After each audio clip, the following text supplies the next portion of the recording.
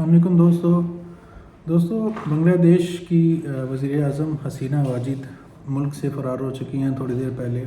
ان کے army chief نے ایک پریس ٹاک کی ہے جس میں انہوں نے یہ کہا ہے کہ آج رات ہی وہ ایک عبوری حکومت کا قیام کر دیں گے اور ملک میں ایک عبوری حکومت آئے گی صدر سے مشاورت کے بعد۔ انہوں نے نہ ہی کوئی مارشل لاء کا اعلان کیا ہے اور نہ ہی کوئی ایمرجنسی لگائی ہے۔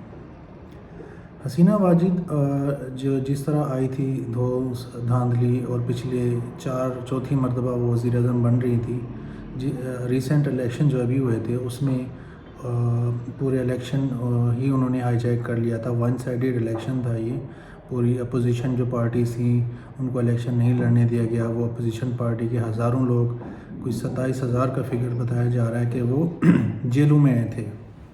تو جب اس طرح الیکشن لڑے جاتے ہیں تو وہ جو پارٹی جیت کر آتی ہے ظاہری بات ہے وہ عوام کی نمائندہ جماعت نہیں ہوتی، اور یہی حسینہ واجد کے ساتھ ہوا۔ وہ عوام کی نمائندہ حکومت نہیں تھی، وہ پچھلے 3-4 ٹینیور سے یہی کوشش کرتی آ رہی تھی۔ تو ان کے خلاف جو عوام میں ایک غم، غصہ، نفرت بڑھتی جا رہی تھی، ایک لاوا پک رہا تھا جو بالآخر پھٹ پڑا ہے۔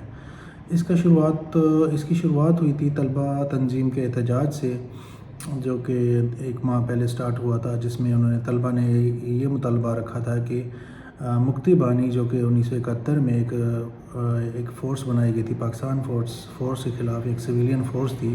مکتی بانی کے جو لوگ تھے جنہوں نے اس پاکستانی فورس کے خلاف جنگ لڑی تھی، ان کو سرکاری جابز میں، جو کہ سرکاری جابز پاکستان کی طرح بنگلہ دیش میں بھی بڑی اہمیت کی حامل ہوتی ہے، تو ان مکتی بانی کے جو بچے تھے، جو ان کے خاندان کے لوگ تھے، انہیں ایک اسپیشل کوٹا دیا جاتا تھا۔ 30% سرکاری جابز میں انہیں کوٹا دیا جاتا تھا۔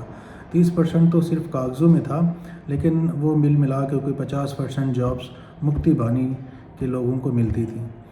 تو اس انجسٹس کے خلاف طلبہ نکلے، وہاں کی یونیورسٹیز کے طلبہ نکلے، انہوں نے احتجاج کیا۔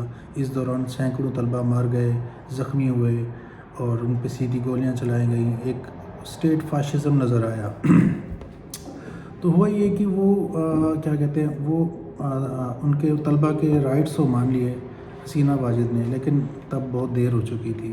ان کے مطالبات مانے گئے تھے، لیکن طلبہ کا غصہ کم نہیں ہوا۔ تو انہوں نے یہ کہا، ہمارے جو طلبہ مارے گئے ہیں، طلبہ نے یہ کہا جو طلبہ مارے گئے ہیں ان کو انصاف ملنے تک ہم گھروں میں نہیں بیٹھیں گے۔ ہمارے مطالبات تو پورے ہو گئے ہیں، اب جن لوگوں نے ہمارے طلبہ کو مارا، جنہوں نے آرڈر دیا، ان کو سزا ملنی چاہیے۔ اس سارے امر میں انہوں نے بنگلہ دیش کے جو اسٹوڈنٹس تھے انہوں نے 7 مطالبات رکھے، اور سب سے پہلا جو مطالبہ تھا وہ یہی تھا کہ حسینہ واجد ذمہ داری قبول کرے جو لوگ مارے گئے ہیں ان کی اور جو زخمی ہوئے ہیں۔ دوسری طرف حسینہ واجد جو تھیں وہ ساری ذمہ داری انہی طلبہ پہ ڈال رہی تھیں، اپوزیشن جماعتوں پر ڈال رہی تھیں، اور ان پاکستان والی سچویشن تھی آلموسٹ وہاں کہ یہ طلبہ جو ہیں دہشت گرد ہیں، یہ فلاں ہیں، یہ ڈمکا ہیں، بجائے اس کے کہ ایک سٹیپ پیچھے ہوتی، معذرت کرتی اور معاملات کو رفع دفع کر کے ملک کو آگے چلاتی۔ لیکن انہوں نے ہٹ درمی کا مظاہرہ کیا، اور اس کا نتیجہ یہ آج سب کے سامنے ہم نے دیکھا کہ وہ کس طرح بھاگ کے گئیں۔ بنگلہ دیش کی جو آرمی تھی انہوں نے انڈین میڈیا کے مطابق بنگلہ دیش کی بنگالی آرمی نے حسینہ واجد کو 45 منٹ کا ٹائم دیا اور کہا کہ آپ ملک چھوڑ جائیں۔ تو اس کے بعد وہ 45 منٹ کے آدھے گھنٹے میں ملک چھوڑ کر فرار ہو گئی ہے۔ یہاں تک کہ اس کو ایک خطاب کرنا تھا وہ بھی نہیں کر سکی ہیں۔ اس کے گھر میں عوام گھس گئے ہیں، وہ لوٹ مار کر رہے ہیں اس وقت جو سچویشن ہے۔ تو میری طرح آپ سب بھی یہی سوچ رہے ہوں گے کہ کیا اب آگے کیا ہونے والا بنگلہ دیش میں۔ میرا خیال ہے بنگلہ دیش کے جو آرمی چیف ہیں انہوں نے بہت ہی اچھا ایک اعلان کیا۔ اس نے کچھ ایسا مارشل لاء یا ایمرجنسی کا ذکر نہیں تھا۔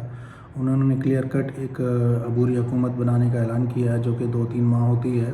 اس کے بعد ظاہری بات ہے بنگلہ دیش الیکشن کی طرف جائے گا، اور وہاں الیکشن ہوں گے، اور جس کو عوام چاہے گی وہ حکومت میں آئے گا۔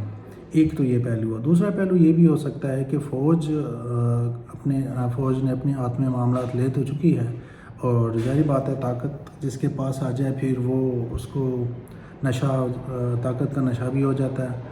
تو یہ بھی دوسرا ایک اینگل جو دوسری بات کی جا رہی ہے کہ کہیں فوج ہی اس سارے معاملے کے پیچھے تو نہیں تھی کہ طلبہ تنظیموں کو باہر لانا اور پھر حالات خراب کرنا، جب حالات خراب ہو جائیں تو پھر ہم کنٹرول سنبھال لیں، جو کہ نارملی ہوتا رہتا ہے تھرڈ ورلڈ کنٹریز میں۔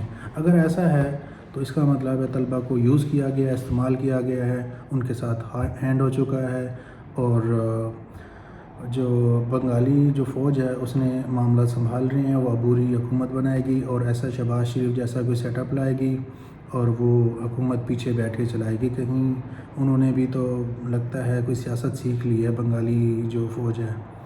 خیر یہ ایک تجزیہ ہے، دیکھتے ہیں آنے والے وقت میں کیا ہوتا ہے۔ آپ کی نظر میں یہ جو بنگلہ دیش میں ہوا ہے یہ بہتر ہوا ہے ان کے لیے یا نہیں؟ کمنٹ سیکشن میں ضرور بتائیے گا۔ ویڈیو دیکھنے کا بہت شکریہ۔